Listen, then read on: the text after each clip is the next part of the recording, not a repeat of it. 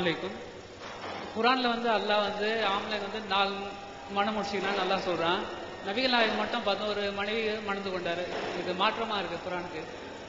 அதாவது அவங்க என்ன கொஸ்டின் பண்றாங்கன்னா, குரான்ல நாம எல்லாம் ஃபன்ஃபிஹு மா தாபலக்கும் மினன் நிசாயி மஸ்னா வ சுலாச ரூபா, உங்களுக்கு மனதுக்கு விரும்பிய பெண்களை 2 2ஆகவும் 3 நன்னானே செஞ்சுக்கிடுங்க, திருமணம் முடிச்சு கொள்ளுங்க.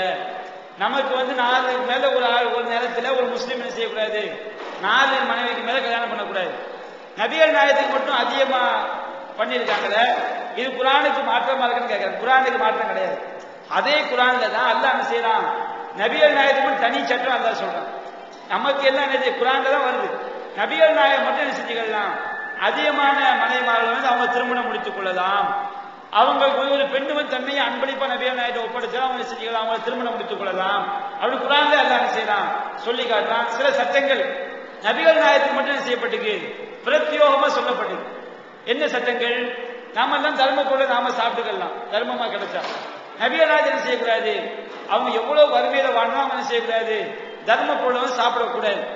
அந்த மாதிரி நபிகள் நாயகம் ஸல்லல்லாஹு அலைஹி வஸல்லம் உயிரோடு வாழும்போது அவங்க தொலை வைக்காம எந்த ஜனாசாவும் செய்யக்கூடாது, அடக்கம் பண்ணக்கூடாது. இது நபிகள் நாயகத்துக்கு பிரத்யோகமா சில சட்டங்கள் என்ன இருக்குது.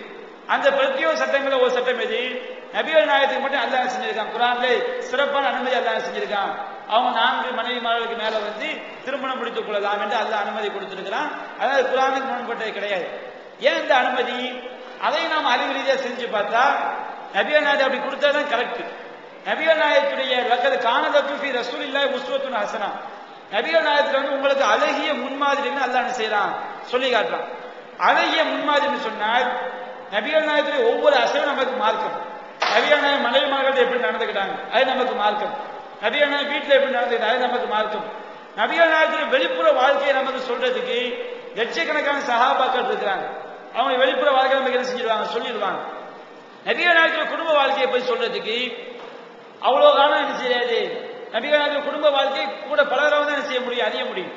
அப்ப நபிகள் நாயகத்துடைய ஒவ்வொரு செயலும் மார்க்கம் எனும் போது அவங்களுக்கு அல்லாஹ் அதிகமான மனைவிமார்களை திருமணம் செய்ய அனுமதி கொடுத்தா தான் அந்த மனைவிமார்கள் மூலமா என்ன செய்ய ரசூலுல்லாஹ் குடும்ப வாழ்க்கை எப்படி நடந்துக்கிட்டாங்க, மனைவிமார்கள் எப்படி நடந்துக்கிட்டாங்க என்பது நமக்கு என்ன செய்யும், தெரிய வரும். அந்த அடிப்படை நபிகள் நாயகத்துடைய குடும்ப வாழ்க்கை எப்படி மனைவிமார்கள் நமக்கு என்ன செய்யறாங்க, ஏராளமான தகவலை நமக்கு சொல்லி தர்றாங்க. நம்ம வாழ்க்கையை என்ன செய்ய முடியுது, பின்பற்ற முடியுது. அந்த ஒரு அடிப்படையில் நபிகள் நாயகத்தை அல்லாஹ் என்ன செஞ்சிருக்கான், அவங்களுடைய குடும்ப வாழ்க்கை நமக்கு மார்க்கம் என்ற காரணத்தினால அதை பற்றி நமக்கு போதிப்பதை எடுத்து சொல்வதற்காக ஏராளமான அதிகமான பெண்களை திருமணம் செய்வதற்கு நபிகள் நாயகத்தை அல்லாஹ் அனுமதி கொடுத்திருக்கு.